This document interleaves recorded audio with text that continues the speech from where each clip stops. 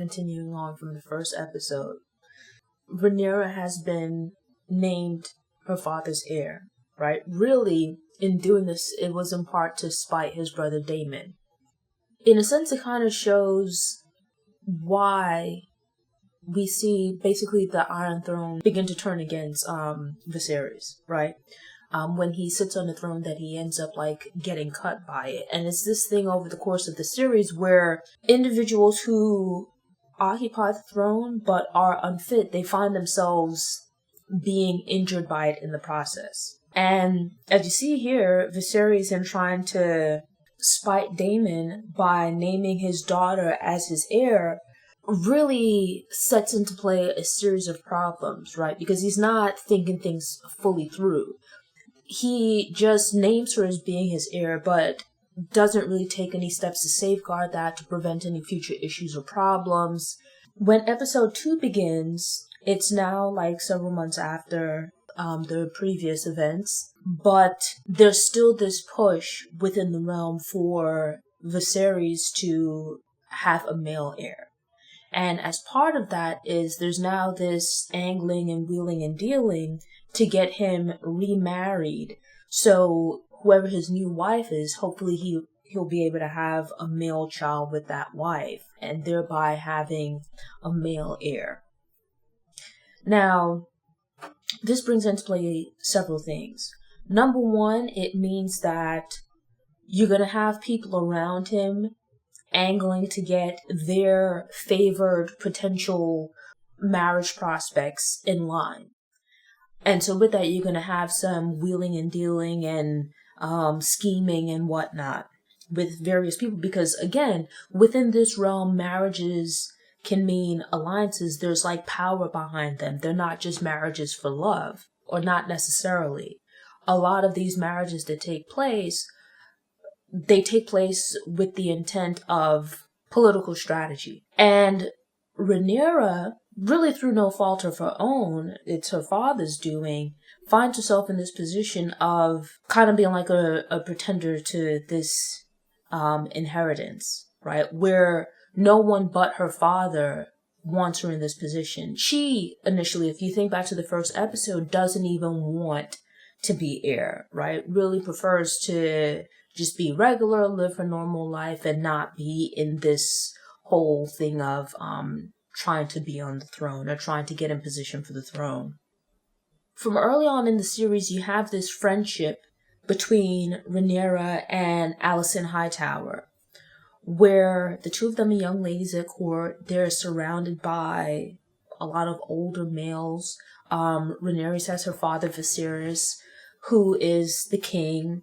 Alicent Hightower, her father, is the king's hand. And so with that, they're in close proximity. They spend a lot of time with each other. They have not exactly the same, but somewhat similar relationships with their fathers, where in large part, they're largely ignored by their fathers, right? Because they're females, right? Their fathers focus more on the male relatives. Viserys isn't quite as bad as Hightower, but he's also not really the greatest dad, right? And to a degree, the two of them come to rely on each other. They have this really sweet friendship where they get each other. They both now at this point experience loss. They both have some tension and or difficulty in their relationships with their fathers, but the ways in which that plays out differs.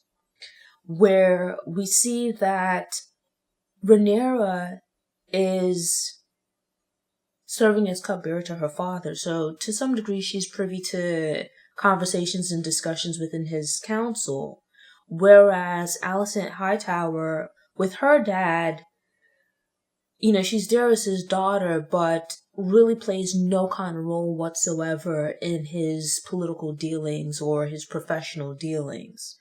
He speaks to her, but doesn't really see her.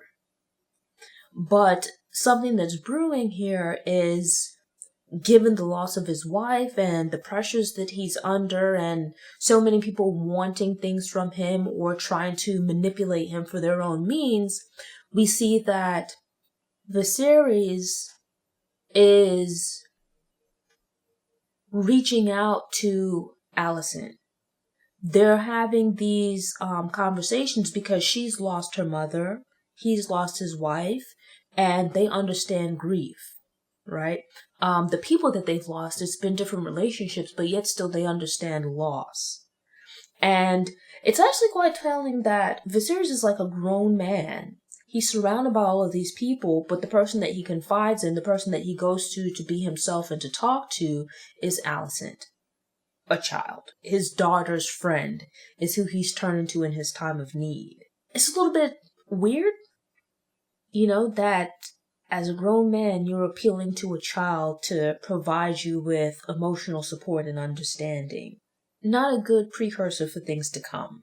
Viserys remarrying is now like the hot topic, right? Because for Rhaenyra, it means that if he has children with this new wife, there's a great potential that at least one of those children is going to be a son, giving Viserys the male heir that he needs, right, to kind of smooth away any issues with the succession.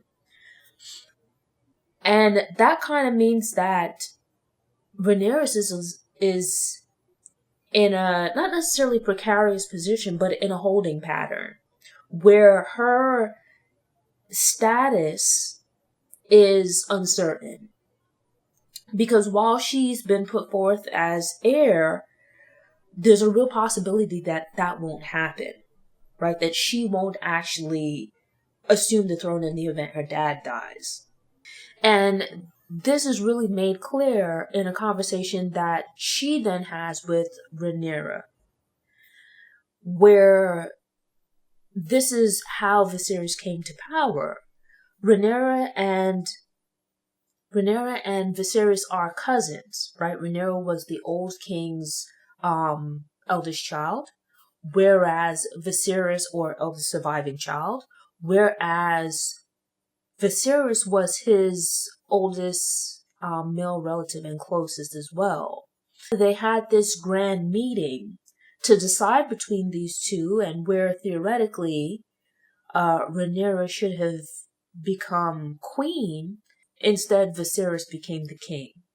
So here you have it where Rhaenyra is referred to as the queen that never was, and Viserys now sits on the throne. Now, you have a potential repetition of this with Rhaenyra and her father Viserys, where in attempting to spite Daemon, who would have been his closest male relative, and thus, in the event that he should have passed, he would have been heir,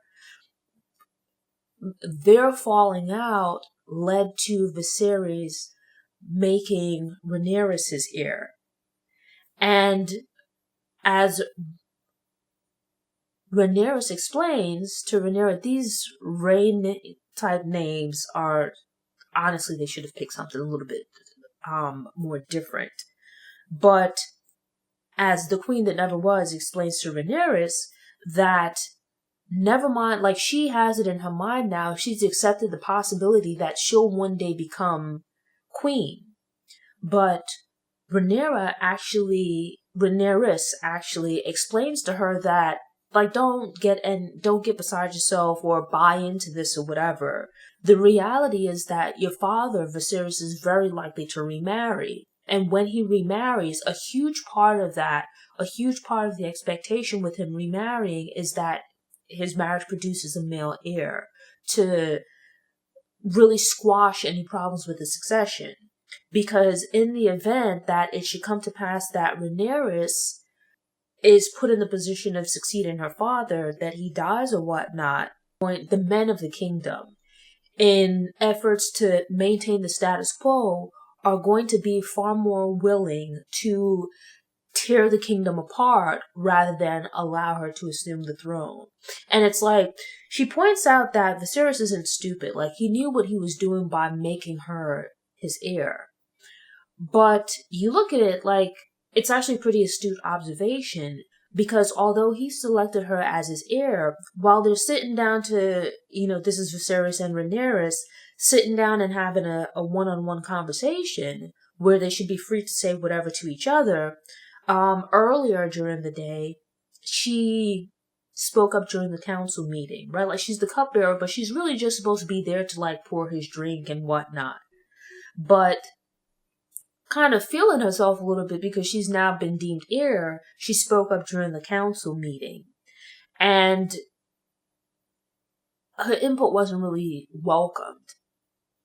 Now, during this one-on-one meeting, she not really attempts to apologize, but rather to further elaborate on the point that she was trying to make during the meeting. Her father really brushes this aside and just takes it as that she's apologizing, and that her voicing her opinion was a matter of youthful immaturity, not understanding how things work. But if you think about it, if she's supposed to be the future heir, right, and working in preparation of one day becoming queen with the passing of her father, it would stand to reason you should expect that she would speak up in council meetings and understand how things work and voice her opinions and have some kind of say to gain some kind of experience with governing and government. But here you have that her father really just shoots that down. Like, he's not really interested in hearing anything that she wants to say. She really is. It's like, if you need any more indication that in reality she's a placeholder until a better option comes along, that's it right there. That he himself, despite him naming her as being his heir, he doesn't really take her seriously as such. He doesn't really regard her as such, because he's not preparing her to become queen. Daemon, the troublemaker, steals one of the dragon eggs, interrupting the little chat session between Viserys and Alicent. And it results in Hightower and a contingent of soldiers going off to try to reclaim this egg. Now, one of the things about Game of Thrones is the story is pretty cool, the political intrigue and whatnot, and the sets, as well as like the costumes, are really cool. And here, I'm gonna be honest, even going back to like Game of Thrones and then here now, because you have more dragons, I wasn't really too into the dragons because it felt like they looked kind of cheesy. But the scenery and that kind of stuff here, like the dragons, are starting to kind of grow on me. But I will say, I think this would-be showdown between Daemon and Hightower and the soldiers that he brings, it's like a pretty cool setting, right? They're on like this Great Wall of China looking road business thing that is like just surrounded by clouds. It looks medieval and dangerous, but it's actually like a really cool setup and scene, right? As far as like the environment goes. And so, it's Daemon and his boys versus Hightower and his crew, but Daemon has a dragon, right? So like the dragon comes like stalking down, walking along on this Great Wall of China looking thing. And it seems like Hightower's in problems because it's like you could maybe go hand to hand with Daemon and his people, but you're not beating a dragon until Rhaenyra shows up with her dragon. And it's in actually a pretty cool fashion where you have like the wall, and then off on the sides you look and there's just clouds, right? Which is to tell you how high up they are, right? This is on Dragonstone, which Daemon has taken over since being banished by his brother. And you look to the left and the right of this road wall thing, and you just see clouds. And after Daemon's dragon shows up, Hightower and crew look like they're in for problems, right? Hightower realizes that for them to even begin fighting is futile because they can't fight a dragon, right? The dragon just unleashed fire on them, they're all dead. But then you hear like this noise and rumbling, and the cool thing is the camera shifts and you see like clouds, and it's like you see like this rippling in the clouds. and it's Rhaenyra on her dragon, right? It just comes bursting through the clouds and flies. And I will say that scene was like the first scene that I've seen with the dragons. I was like, okay, well, this is actually pretty cool, right? Like the way that she appears on the dragon is really cool. Like it comes like, imagine like this big dragon.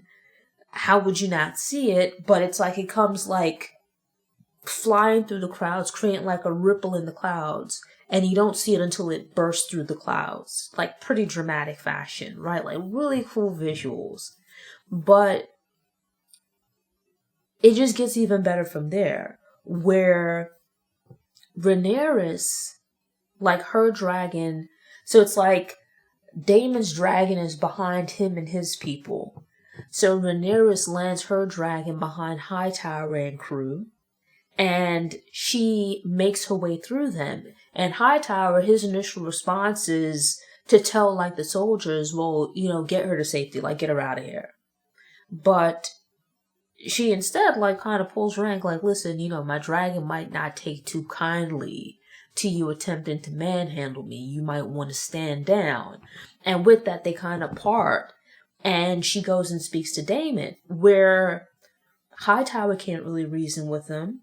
Viserys can't really reason with him. But, like, Daemon isn't all the way bad. We can see that, at least up to this point, that he cares for her, right? Like, he's actually quite nice to her. And she plays on that by telling him, well, listen, you're living in my castle, and I've been selected as Viserys' heir, and if you want to be upset with someone, I'm the one you should be upset with. If you want to get your way, and you want to put yourself back in line as being next in line to the throne, you can solve this problem really easily by killing me. And pretty much like calling his bluff, right? Like, he refuses to do so. Instead, giving her the egg and just walking off, right? Like, she kind of pokes holes in his various arguments that, he's taking a new wife and he's going to have a kid. He's not married, doesn't have a kid on the way. So there's no reason for him to have this dragon egg right now. Like, he's just being a petulant child at this point. And she's able to speak to him in a way that no one else can, Viserys included. And with that, she kind of squashes the situation before it gets out of hand. And so it shows that it's still early days, but at this point, some of the ideas that she presents in the council are pretty sound. Her way of handling Daemon is like the right way to go about things. She's able to squash that situation before it gets out of hand or before anyone gets hurt. And so it shows that she does have, like, never mind that she's a child and she's pretty young, she has a pretty good head on her shoulders. But it's just a matter of that the people around her refuse to see it because they have this set idea of what the future ruler should look like, and she doesn't fit that image. So it's like this thing of them constantly rejecting her when she's actually showing some signs, some promise that she might be a good potential queen. But they're just too blind to see it.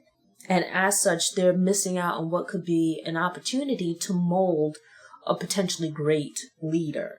Viserys and Rhaenyra have a sit down after she returns. Because this is an issue where she arguably for the time being is heir to the throne and has taken off on her own to go off to be a part of this confrontation between Hightower and Daemon. And while she makes it back safely, it could have easily gone the other way. Settling that, they have a conversation where Viserys apologizes for not being there for Rhaenyra in the way that she needed following the death of her mother, as he was, consumed in his own grief. And in the midst of this, they have a conversation about the reality that it's going to be expected for him to have to remarry. And as such, he then has a meeting with his council where he pretty much explains the same to them, that he's accepted that he's going to have to remarry, but he has gone ahead and made the decision for himself with regards to who he's going to marry without necessarily going back and forth with the council about it, or trying to gauge their feedback on it, as he did in the previous situation. With his council gathered, Viserys explains to them that he has decided to marry. He has selected his wife and plans to marry relatively soon. The person that he's selected for his future bride is Alicent Hightower, which we can see pleases Hightower, but displeases Corlys Velaryon, because he'd been hoping for a marriage between Viserys and his daughter to strengthen the ties between them. He wants to bring their houses together because the looming problems in the Stepstones and the effect that it'll have on the trade routes could mean serious harm and financial ruin for his house. Likewise, while Rhaenyra accepted that her father would remarry, and initially the conversation was him getting married to Velaryon's daughter, it's here revealed, and her father explains to her that he will remarry, and she's accepted this, but he doesn't spell out to her during the conversation who he has in mind. And so she's there in the council, listening on and encouraging him, until she realizes that the person he plans to marry is Alicent, her best friend. And it's like, think about that your mom and your dad, your other parent, God forbid, has passed away, or for whatever reason they're no longer together, or you and your parent aren't quite seeing eye to eye, and you're going to your best friend to talk things over to them, to get comfort, guidance, a sympathetic ear, someone to listen to you, that'll allow you to vent. And then here it is that your parent pops up and the two of them are seeing each other and they're now planning to get married. I think that would certainly make most people highly uncomfortable, because who would want to know that their parent is dating their best friend? Viserys is talking to the council about him getting married and choosing a wife, and you see you see the change in Rhaenyra's face as she realizes who he intends to marry. That her face goes from, a subtle smile, encouragement really for her dad, to you see her looking at him, looking at Alicent, and making the connection that he's planning to marry Alicent, and her expression just changes, right? Because it's like, who would want to know that their dad is with their best friend? Like, it's just messy. Daemon stops Corlys from disparaging his brother, because as he states, I can have issues with my brother, I can say what I want about him, but I'm not going to let you do so, right? You're not going to sit here and badmouth him. And it's with that, you can already see the cracks that are starting to form in these relationships, where there's going to now be tension between Rhaenyra, Alicent, and her father. And then at the same time, there's going to be tension in the relationship between Corlys Velaryon and Viserys. It's going to be interesting to see how all of this plays out, right? Because you can see the start of the different factions. So, looking forward to the next episode.